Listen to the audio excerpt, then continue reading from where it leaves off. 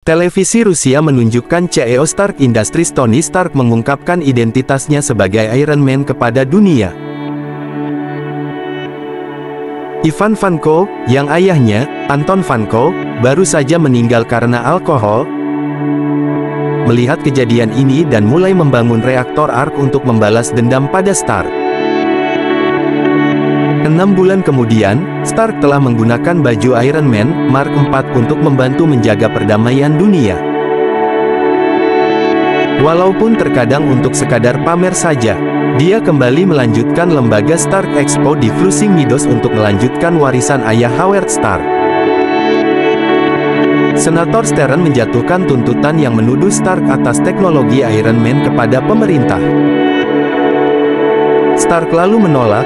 Dia mengklaim bahwa negara-negara asing dan pesaing bisnis telah beberapa dekade jauh dari berhasil membuat reaktor tersebut, dan bahwa Iron Man sebenarnya milik Stark sendiri.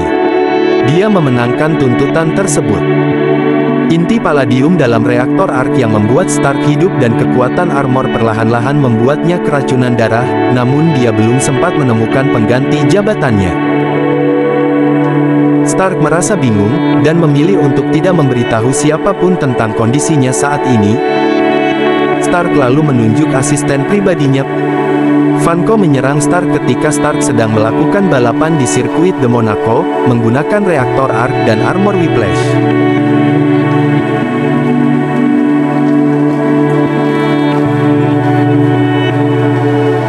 Stark berhasil mengalahkan Vanko dengan bantuan armor Iron Man Mark V.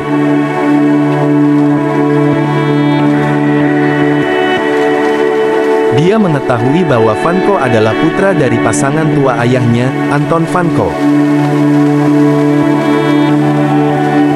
Kontraktor kerajaan dan saingan Tony Stark, Justin Hammer membantu Vanko untuk mengaburkan dan berdiskusi tentang membuat armor Whiplash yang baru. Walau terjadi perdebatan singkat, akhirnya Vanko bekerja sama dengan Hammer. Tingkat keracunan darah Stark sudah tinggi. Pada hari ulang tahunnya, Tony Stark mengenakan baju besi Iron Man dan mabuk berat, kemudian melakukan penembakan botol dengan repulsor ray di ruangan pesta dengan banyak orang di dalamnya. James Rhodes, rekan Tony Stark yang merasa tindakan ini keterlaluan, segera menuju ke ruangan bawah.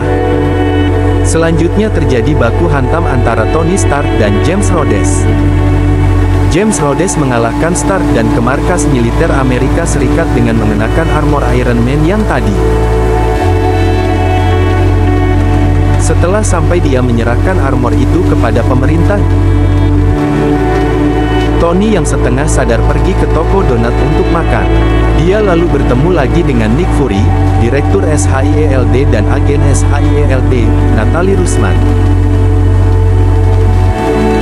Lalu Nick menyerahkan arsip-arsip Howard Stark, ayah Tony Stark. Itu merupakan sebuah pesan tersembunyi dalam diorama dari Stark Expo 1974 yang bila dikonversikan dalam bentuk digital dapat menjadi elemen struktur pengganti palladium. Dengan bantuan komputer Jarvis, dia membuat reaktor yang baru untuk menghilangkan tingkat keracunan darah, dan dia berhasil.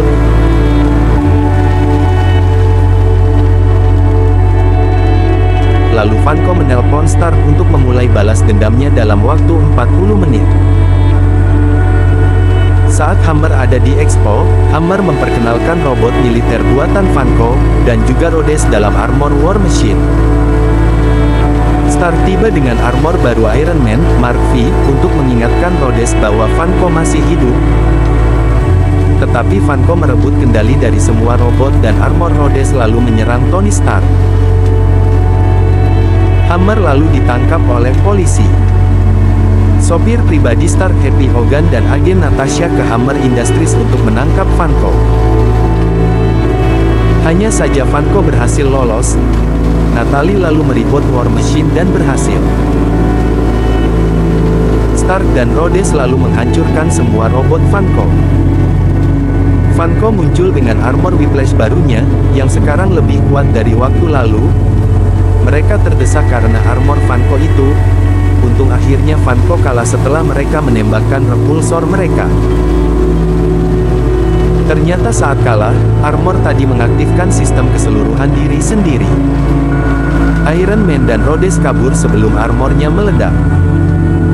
Dalam akhir cerita, Nick Fury menyarankan Stark untuk bergabung dalam The Avengers.